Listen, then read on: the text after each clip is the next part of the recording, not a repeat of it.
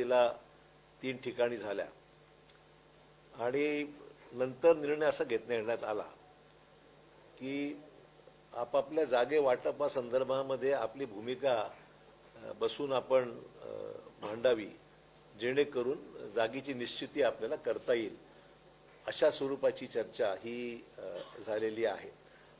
आणि त्या अनुषंगाने काँग्रेसनी या जागेसंदर्भामध्ये असा निर्णय घेतला की किमान त्या जिल्ह्यातल्या प्रमुख नेते आणि कार्यकर्त्यांचं काय म्हणणं आहे जागेसंदर्भामध्ये हे जाणून घेणं महत्त्वाचं आहे। राजकीय परिस्थिती आपण पाहताय की देशामध्ये झपाट्याने बदलू लागलेली आहे। कर्नाटकाच्या झालेल्या निवडणुकीच्या पार्श्वभूमीवर एक सकारात्मक वातावरण देशामध्ये विद्यमान मोदी सरकारच्या विरोधामध्ये निश्चितच आहे, परंतु त्याला बळ देण्याचं काम हे नुकत्याच झालेल्या कर्नाटक इलेक्शनच्या निकालाने स्पष्ट झालेलं आहे। आणि त्यामुळे या सगळ्या पार्श्वभूमीवर आज आणि उद्या 2 दिवसामध्ये ही सगळी एकंदरीत राज्यातील राजकीय परिस्थिती, ज्याला आपण आखो देखा हाल म्हणू, आपण वस्तुस्थिती काय आहे, त्या मतदारसंघामध्ये लोकांचं काय म्हणणं आहे, त्या ठिकाणी काय स्थानिक कुठल्या मुद्द्यासंदर्भामध्ये विषय आहेत, एक जनरल फीडबॅक जो आवश्यक आहे तो घेण्याचं काम सुरू झालेलं आहे। आज आम्ही सुरुवातीला रत्नागिरी, सिंधुदुर्ग, ठाणे, धुळे, नंदुरबार अशा ह्या 4 मतदारसंघातली चर्चा आज सकाळपासून सुरू झालेली आहे। त्यामुळे एकतर आजचा दिवससुद्धा शुभदिन आहे की आज 350वा शिवराज्याभिषेक दिन सुद्धा आजचा आहे। त्यामुळे या पार्श्वभूमीवर आपल्याला सर्वांना छत्रपती शिवाजी महाराजांना मानाचा मुजरा आम्ही सर्व करतो आणि सर्वांना शुभेच्छा देतो। या 2 दिवसीय बैठकीमध्ये एक साधक बाधक चर्चा होऊन साधारण काय चित्र आहे हे समोर येत आहे हळूहळू। आणि आज आणि उद्या 2 दिवसामध्ये पूर्ण महाराष्ट्राची एकंदरीत राजकीय परिस्थितीचा एक कार्यकर्त्यांच्या माध्यमातून किंवा नेत्यांच्या माध्यमातून त्या ठिकाणी आढावा घेतला जाणार आहे।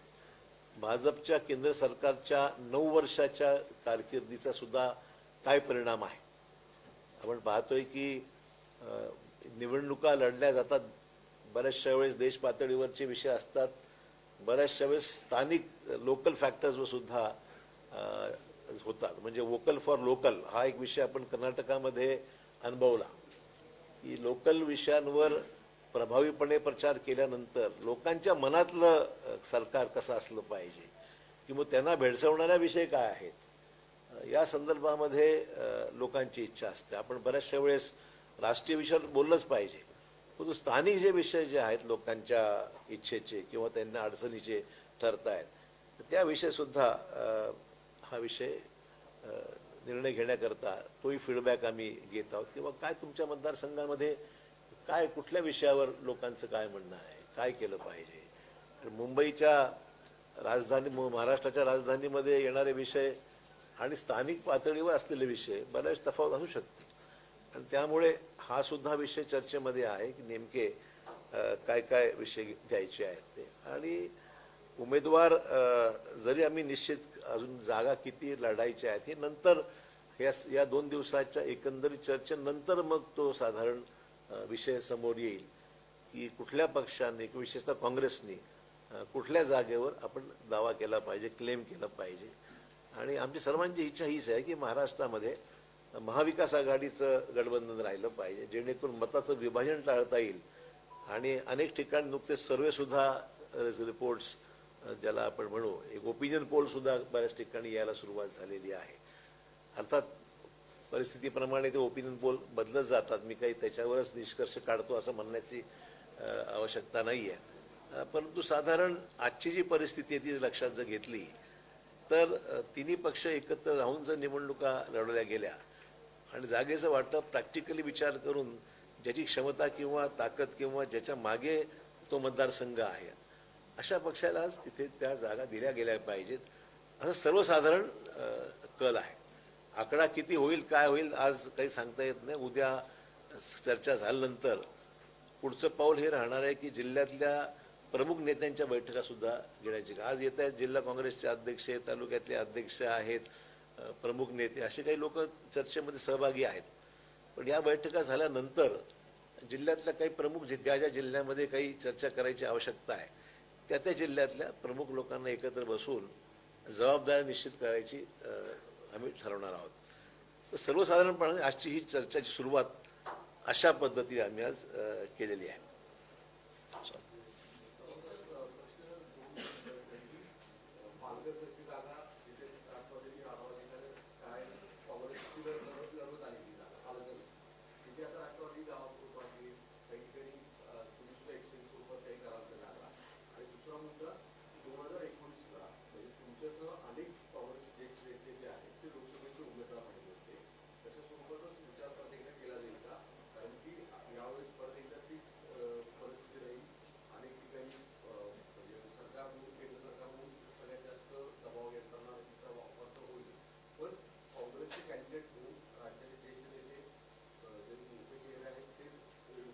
शेवटी निवडणूक जिंकणं हा त्यातला महत्त्वाचा फॅक्टर राहणार आहे. कोण उभ्या केल्यामुळे ती जागा आपण जिंकू शकू हा निष्कर्ष डोळ्यासमोर ठेवूनच तो उमेदवार सर्वसाधारणपणे निश्चित करावं असं साधारण धोरण असावं असं मत आहे. परंतु इतक्या लवकर मी त्या निष्कर्षाला येणार नाही, कारण 2 दिवसाच्या सगळ्या चर्चेमधून बरेचसे विषय समोर येत आहेत. मागच्या 2019च्या निवडणुकीनंतर आजची निवडणुकी बराचसा फरक पडलेला आहे. त्यामुळे लोकल फॅक्टर्स लक्षात घेऊन, आणि तुम्ही मगाशी पालघरचा उल्लेख केला आहे ना, काही जागा पारंपरिकरित्या आम्ही लढवतो, काही ते लढवतात. त्यांना वाटतं त्यांचे कार्यकर्ते सांगत असतील की ही जागा आपण घेतली पाहिजे. कार्यकर्त्यांच्या भावना आहेतच ना. म्हणजे प्रत्येक मतदारसंघामध्ये जसं त्यांचे कार्यकर्ते तसं आमचेही कार्यकर्ते आहेत ज्यांना वाटतं की ही जागा काँग्रेस लढली पाहिजे. त्यामुळे हे डोळ्यासमोर चित्र ठेवून काय निर्णय घ्यायचा तो शेवटी त्याला निष्कर्षास यावं लागेल.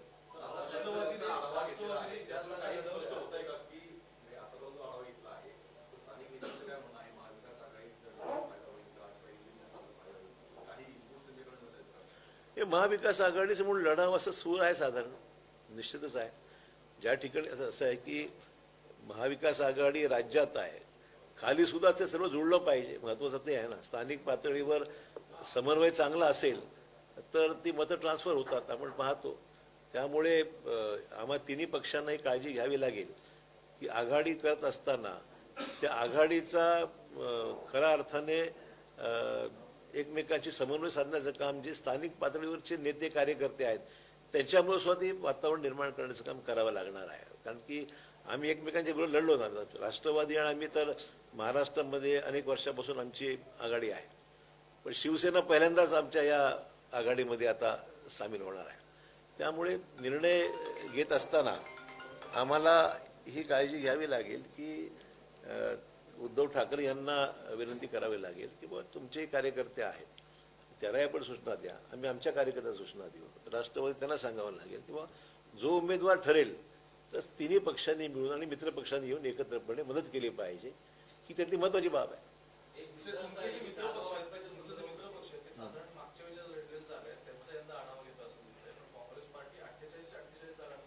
काही हरकत नाही ना. असं आहे की आपल्याला नुसतं हां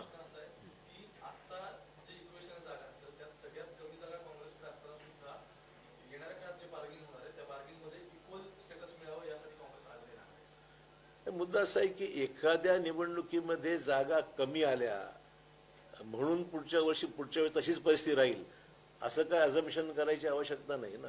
राजकीय परिस्थिती ही डायनॅमिक असते, बदलत जाते.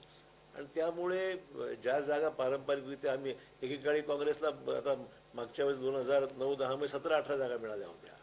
त्यामुळे स्थानिक परिस्थिती पाहून बदललेली परिस्थिती लक्षात घेता, नाही तर मग आम्ही एकच जागा लढायची का? तसं होऊ शकत नाही. त्यामुळे तुम्ही जे म्हणता हा काही लोकांचा बेस असू शकतो डिस्कशनचा, पण तसं काही होणार नाही असं मला मुद्दाम सांगितलं पाहिजे.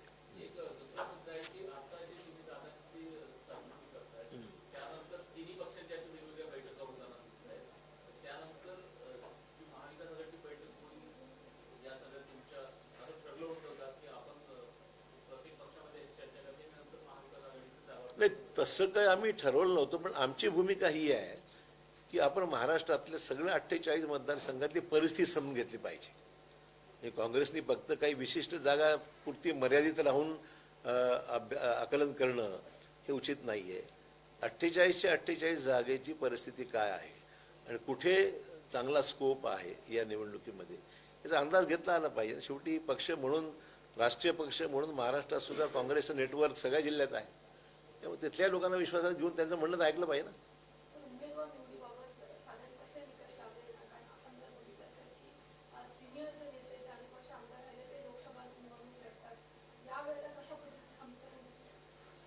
असं आहे की लोकसभा ही फार मोठा मतदारसंघ आहे आणि शेवटी लोकसभा निवडणूक लढवायची असेल तर 6च्या 6 विधानसभा मतदारसंघामध्ये जबाबदारी ही घ्यावी लागते. म्हणजे नुसता उमेदवारावर सर्व काही अवलंबून राहत नाही. या निवडणुकीची व्याप्ती जर पाहिली तर 6 विधानसभा मतदारसंघातल्या प्रमुख नेत्यांनी जबाबदारी उचलून त्या उमेदवारांना निवडून आणावं लागतं. त्यामुळे तशी जबाबदारी घेणारे कुठल्या कुठल्या भागात प्रमुख नेते आहेत, त्यांचं म्हणणं काय काय आहे आणि ते लक्षात घेऊन विनिंग पॉसिबिलिटी कोणाची अधिक आहे त्यांचं उमेदवार महत्त्वाचं आहे ना. शेवटी ज्यांना मतदारसंघ सांभाळायचा आहे खालच्या विधानसभेचा, आता कसं आहे की याचा परिणाम जो काय होईल तो विधानसभेवर नक्की होईल या निवडणुकीचा आणि त्यामुळे आपला विधानसभा मतदारसंघ सुद्धा प्लस राहील ही सुद्धा त्या भागातल्या नेत्याची जबाबदारी राहतील. शेवटी ज्याला लढवायची पुढची निवडणूक तो विचार करतोच आपला मतदारसंघ शाबूत राहील तर पुढे सुद्धा विधानसभेला फायदा होईल त्याचा. ते समीकरण आहेच ना सगळीकडे.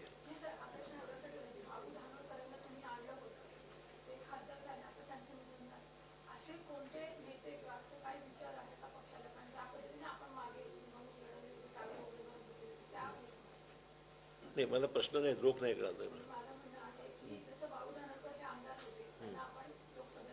होऊ शकतं ना. आमच्याकडे सुद्धा काही ज्येष्ठ लोक आहेत जे विधानसभेमध्ये 3-3, 4-4 टर्म आहेत, सिनियर इनफ आहेत. अशाही लोकांचा विचार केला जाऊ शकतो की जे आता लोकसभेला प्रभावी ठरू शकतात. 3 टर्म झाले, 4 टर्म झाले, जो विधानसभा सातत्याने जिंकतो आहे अशी परिस्थिती असेल आणि तो इच्छुक असेल तर त्याला मदत केली पाहिजे असं वाटतं मला. कारण त्याचं रेकग्निशन आहे, त्या मतदारसंघात तो सतत निवडून येतो आहे. त्यामुळे अशाही लोकांचा विचार एक त्यातला अँगल आहे, तो नक्कीच आहे.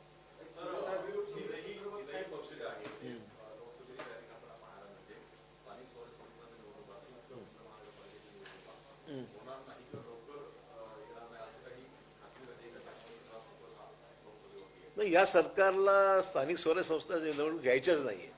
आमची पक्की धारणा आहे की त्यांना भीती वाटते की झालेल्या विधान परिषदेच्या निवडणुका असो, शिक्षक पदवीधर मतदारसंघाच्या निवडणुका असो, पोटनिवडणूक असो, कर्नाटकाची निवडणूक असो, देशातलं वातावरण जे झपाट्याने वाढत चाललेलं आहे, बदलत चाललेलं आहे, त्याचा परिणाम सुद्धा एखाद्या वेळेस या स्थानिक स्वराज्य मतदारसंघात जर दिसला आणि त्यांच्या विरोधात जर कल गेला तर त्याचा दुष्परिणाम उद्या होऊ शकतो या सगळ्या लोकसभा विधानसभेवर.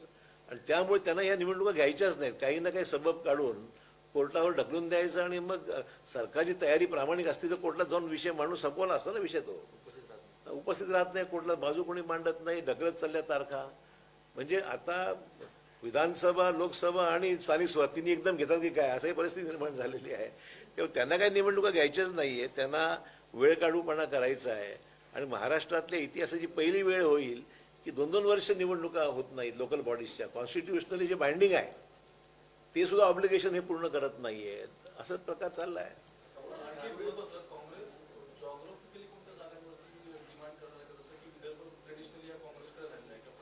मी आज इमिजिएटली या निर्णयावर तुम्हाला काही भाष्य करू शकत नाही. सुरुवात आजची आहे. आज दिवसभरामध्ये साधारण 24 मतदारसंघ आज होतील, उद्या बाकीचे होतील. त्यामुळे परवा एखाद्या वेळेस चित्र अजूनही क्लॅरिटी येईल त्याच्यामध्ये की काय लोकांच्या भावना आहेत. काय म्हणताय?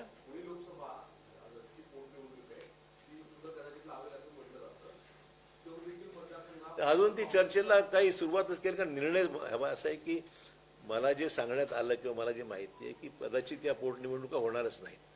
लोकसभेला 1 वर्षाच्या, जसं धानोरकरांच्या बाबतीमध्ये सहज मी काल चौकशी केली तर 1 वर्षाच्या कालावधीच्या मधल्या ज्या निवडणुका आहेत त्या कदाचित होणार नाहीत असं मला कानावर आलेलं आहे.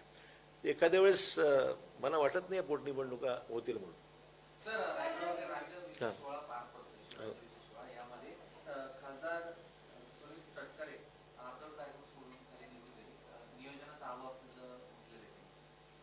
मला काही त्यातला संदर्भ मला माहीत नाही. आम्ही या कामात असल्यामुळे मला एक्झॅक्टली काय त्या ठिकाणी, पण मान सन्मान राखला गेला पाहिजे लोकप्रतिनिधींचा. जर आपण हा शासकीय कार्यक्रम आहे आणि शासकीय कार्यक्रमामध्ये संबंधित ज्यांना आपण निमंत्रित करतो, एरवी सुद्धा लोकप्रतिनिधी जे आहेत त्याचा मान सन्मान राखला गेला पाहिजे.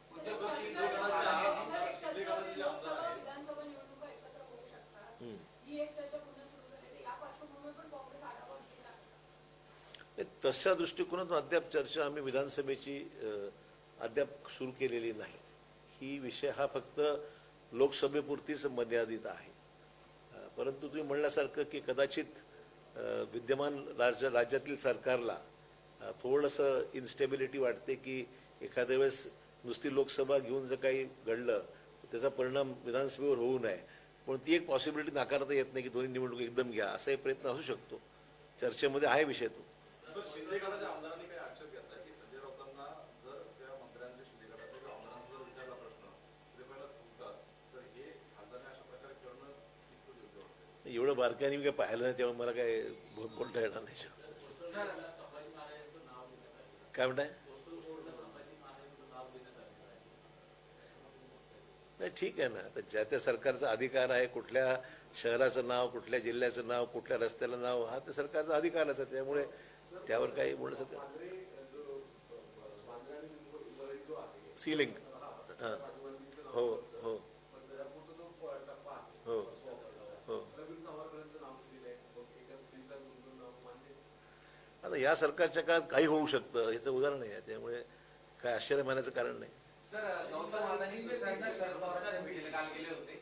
कसं बघताय भेटीकडे? कारण की त्या शरद पवारांनी मुख्यमंत्र्यांची भेट घेतली. असं आहे की आता गौतम अदानी हे सर्वांशी परिचित आहेत आणि ज्यांचे ज्यांचे संबंध आहेत त्यांना ते भेटतात.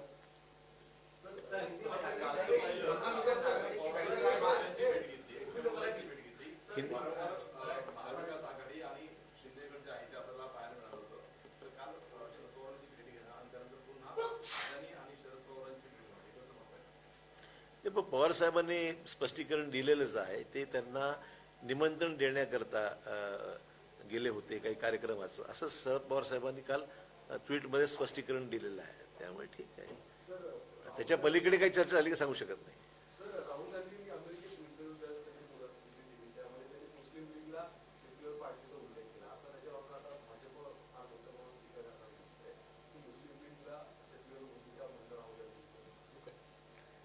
ठीक आहे, मला त्यात अधिक माहिती घ्यावी लागेल.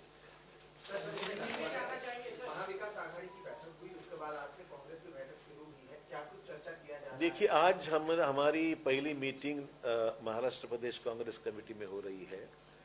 जैसे कि हमारी पहला वार्तालाप महाविकास आघाड़ी के गठबंधन के नेताओं के साथ हुआ, जिसमें राष्ट्रवादी और शिवसेना और कांग्रेस के तीनों वरिष्ठ नेताओं की, तीनों पार्टीज की मीटिंग हुई और जिसके ऊपर खास करके आने वाले लोकसभा के चुनाव को मद्दे रखते हुए सीट शेयरिंग करने के बारे में एक प्राथमिक इनिशियल एक प्रिलिमिनरी चर्चा हुई है. ऐसा कोई भी सीट पे डिस्कशन अभी नहीं हुआ है. तो हमने ये कहा है कि हम हमारे कार्यकर्ताओं से एक फीडबैक लेंगे, उनसे जायज़ा लेंगे और जो भी लगता है कॉन्स्टिट्यूंसी हमारे कार्यकर्ताओं के जरिए जो फीडबैक आता है उसके अनुसार हमारी स्ट्रैटेजी तय होगी. उसलिए आज से मीटिंग पीसीसी में शुरू हुई है.